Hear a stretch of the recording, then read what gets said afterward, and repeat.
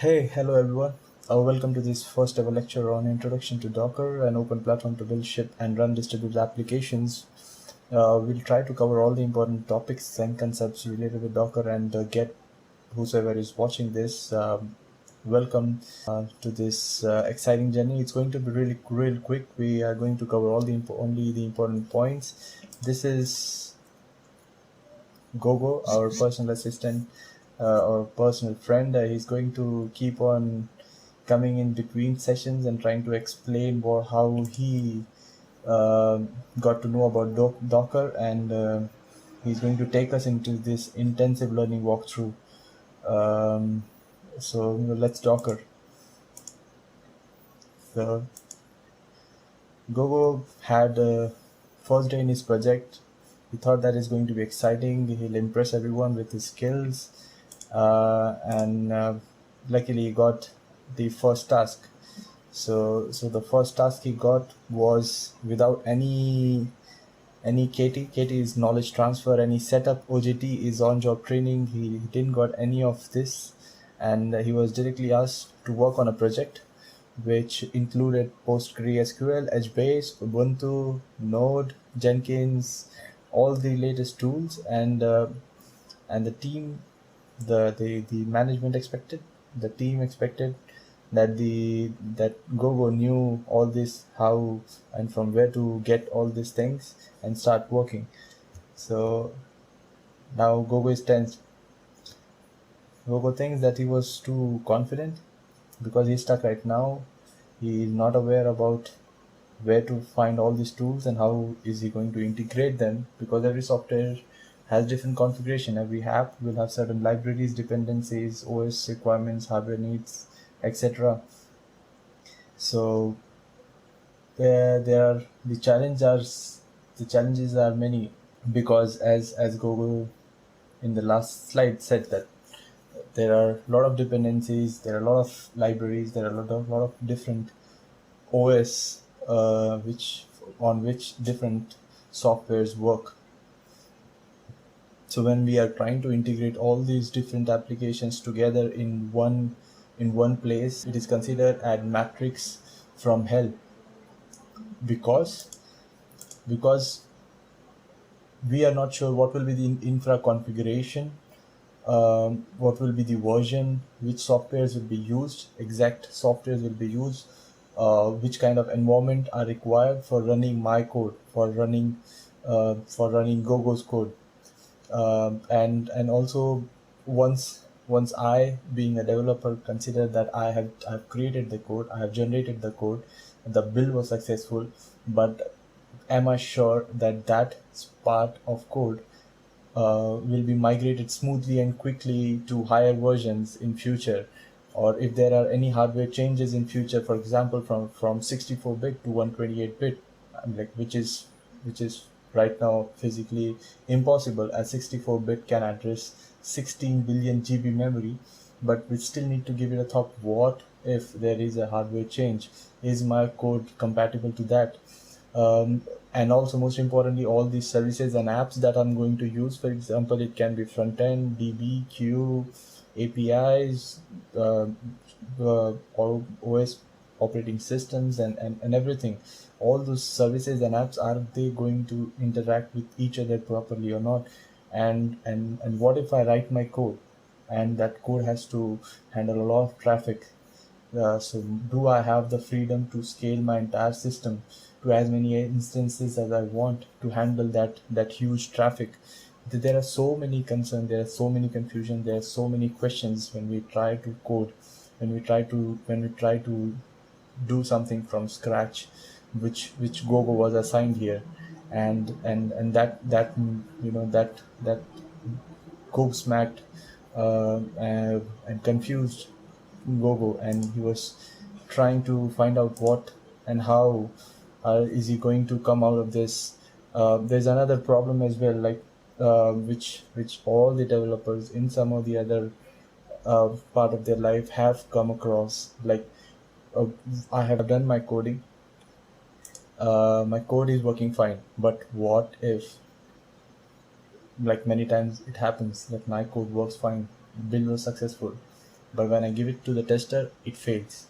It crashes due to maybe configuration issues, because of the version issues. But but every developer has this question in the back of his mind that will my code will be deployed successfully in their environments for testing and debugging without any compatibility issues. Because if the tester fails to test the code, even if it is because of configuration or version, the code will be returned, which will be really frustrating because you have given your sweat and time, and still it was rejected just because of some different reasons which is not under your control. So in order to solve all these problems, we came across a very big wider concept, which is of DevOps, which is development plus operations, combined dev and ops, of which Docker is also a part is also a part. And if you see the screen, you see a container. You might have heard about containers earlier too. Docker is a container system for code. It works on containerization. Now, what is containerization? Containerization is a system of intermodal. Like, this is a really old concept of containerization, not in the developing world or the software world or coding world, but this is an entirely different concept. Containerization is a system of intermodal freight transport, also called as shipping containers, where every container in a dockyard have standardized dimensions, so they are unique, meaning every dimension container is assigned to carry specific things. So they can be loaded and unloaded, stacked, transported efficiently over long distances, transport from one mode of transport to another without being opened. Also, all containers are numbered, which helps in tracking them. So that Docker, as it says, Docker is a container system for code.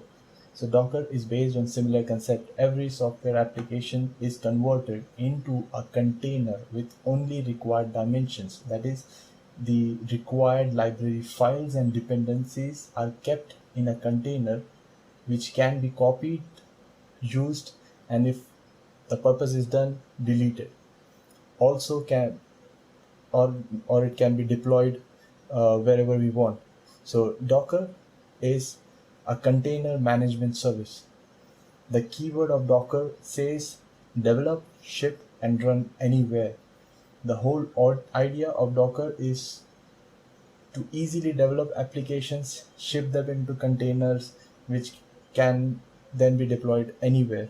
So here, the problem that we had was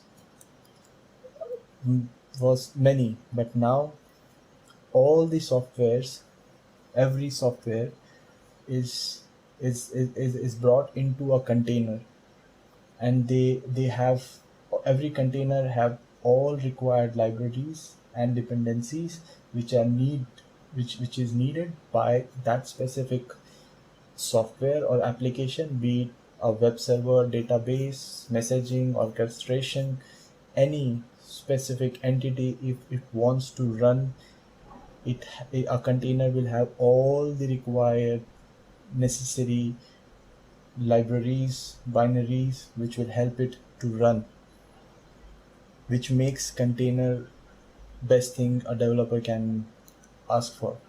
I mean, like, you can just build once and that part of code runs everywhere. Every app runs in their own isolated container, so you don't need to worry about various versions of libraries and other dependencies for each app. Isn't that cool? So developer loves Docker because you build just once and it runs everywhere. It has a really good portable runtime environment for your app. You don't have to worry about missing dependencies, packages, other pain points. You can run every app in any of the in any of the platform in any specific place, because all those apps have their own isolated container. They don't require to be dependent on any other softwares or libraries or versions.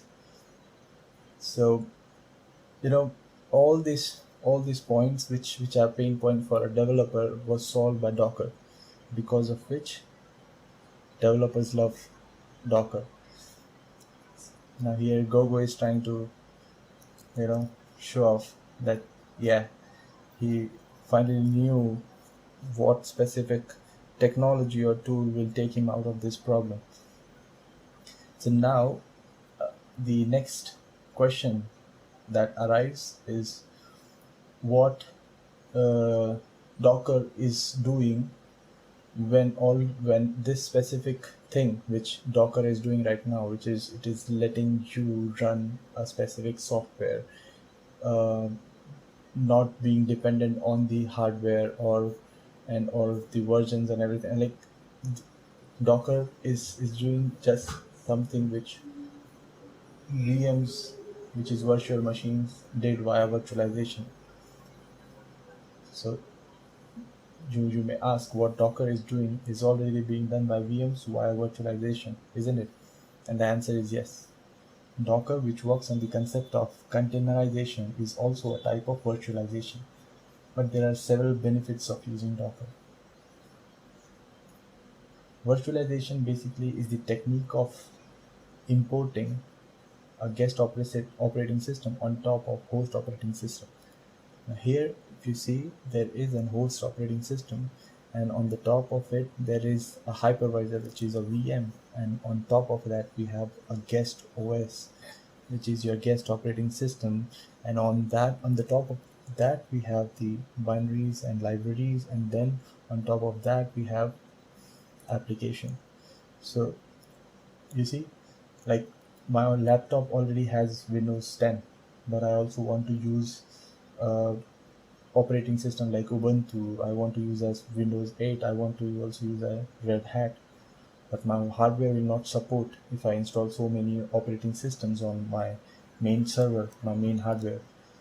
So what I will do is I'll launch VM for all other OS, and this technique was a revelation at the beginning because it allowed developers to run multiple operating systems in different virtual machines, all running on the same host. This eliminated the need for extra hardware resources.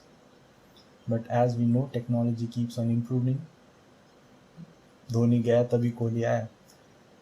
So containerization is better than virtualization. You may ask why.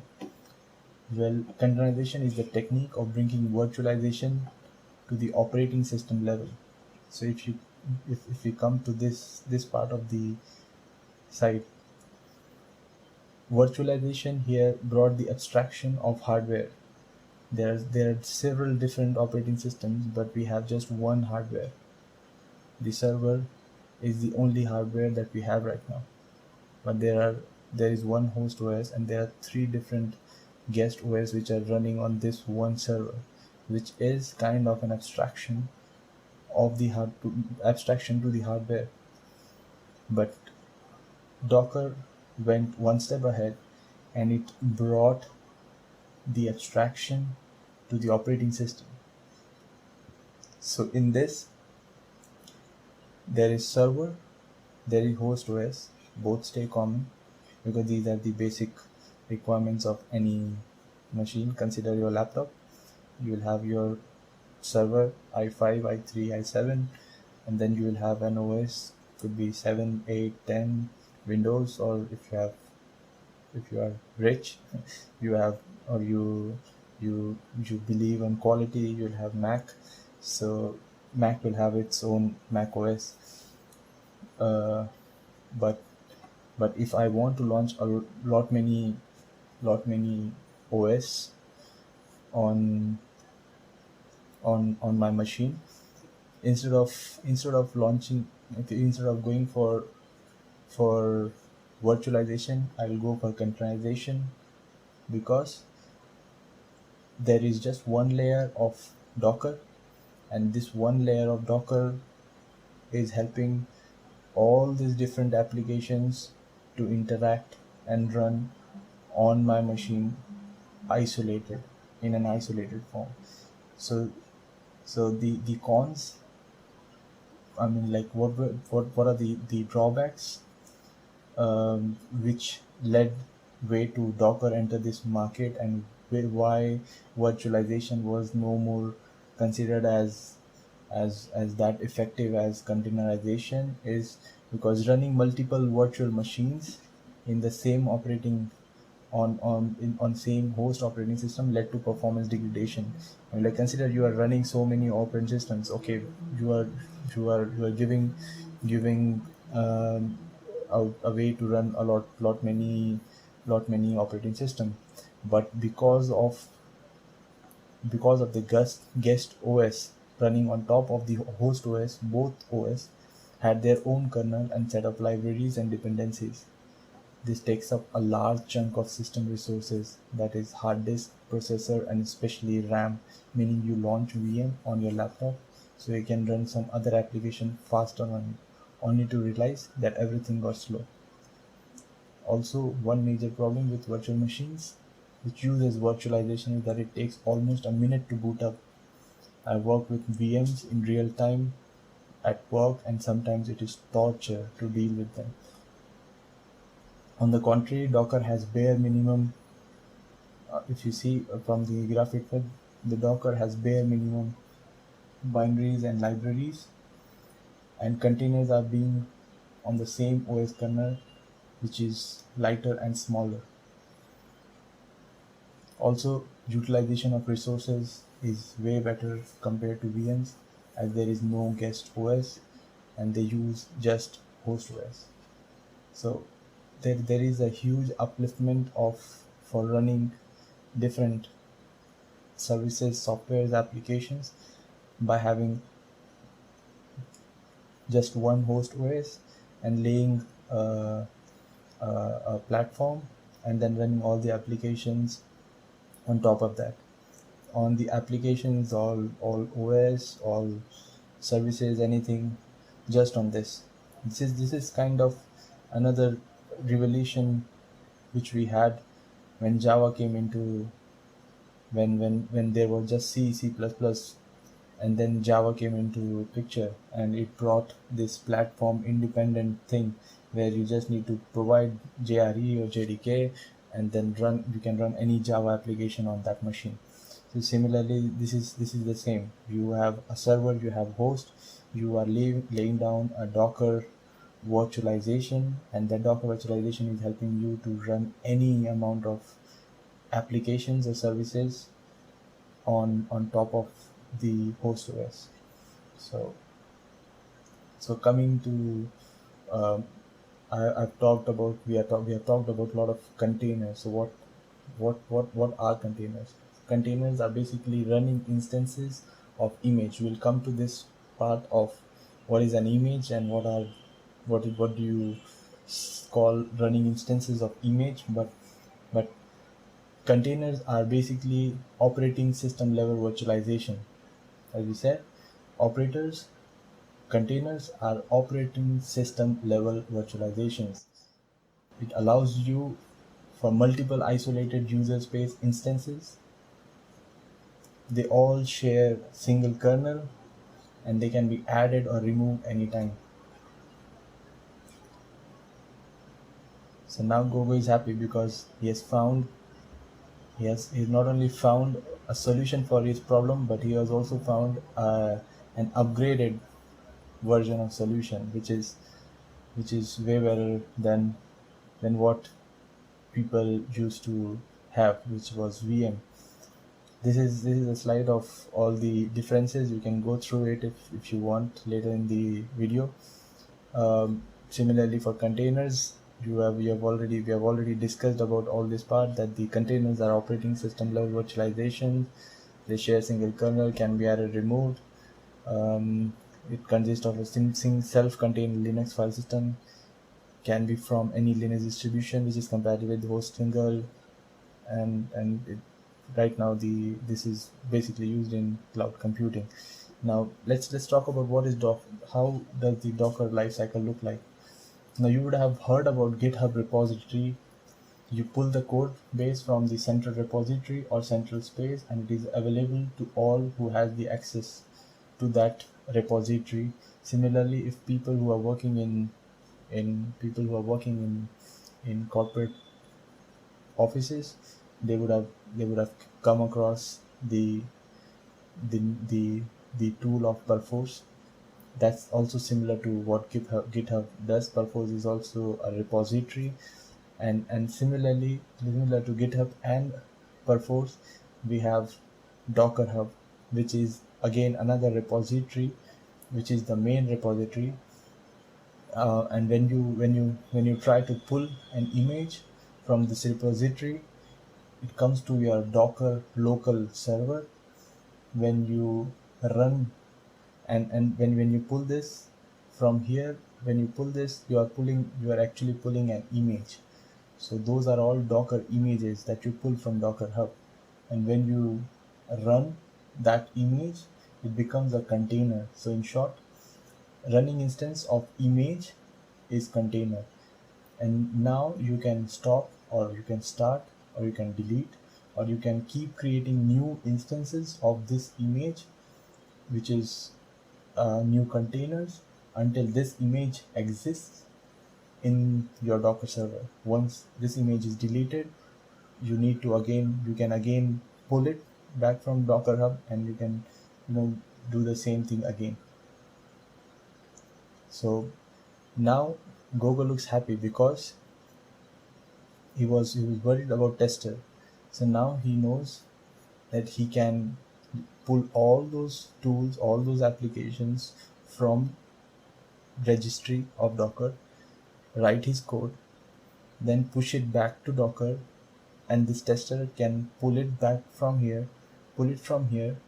run the code, test it, and give the approval that whether the code was good or not. So it does not have now Google does not have to worry about will it work on his environment or not, or if the versions are good, if the configuration is good, and if all the other part of worriness is good or not, because he now knows the flow.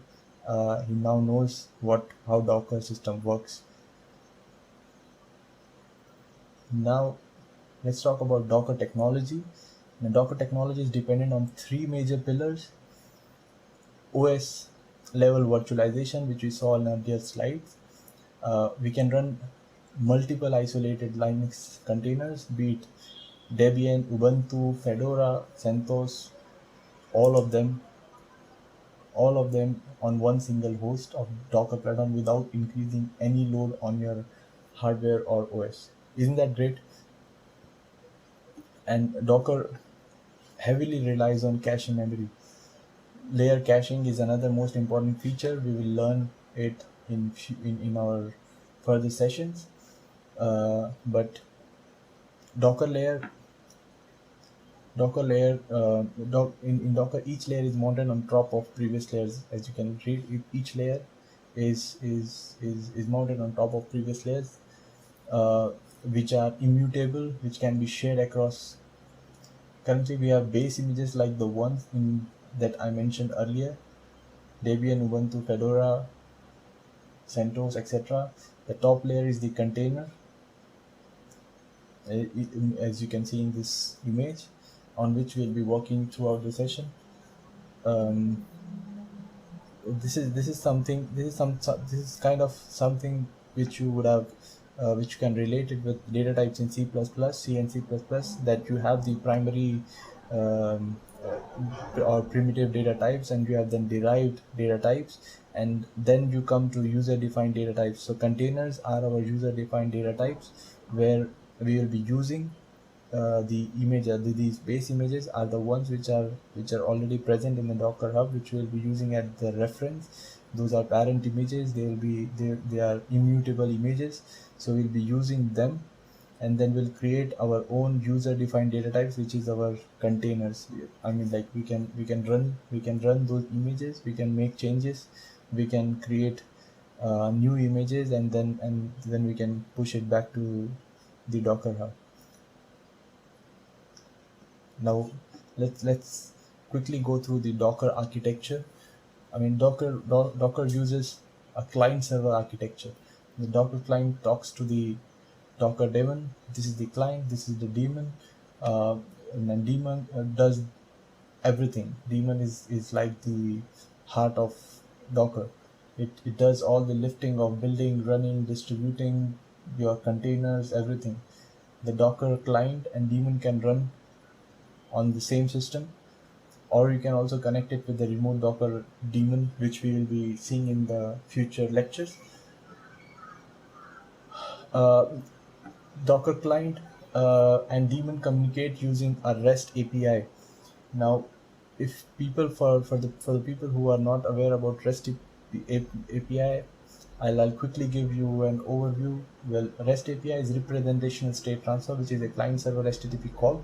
If you go to Google, if you type graph.facebook.com/ I have mentioned here YouTube, you can give your own personal user ID, and you should have the access token for using this REST API of Facebook.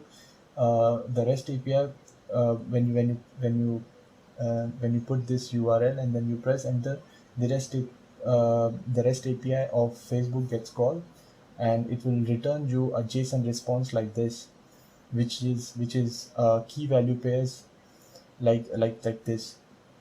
If you want to see, for example, and as I said, the YouTube, as if you want to see, for example, instead of YouTube, you have your own user ID, and you want to see what is your ID and what is the name and what the amount of likes that your page has.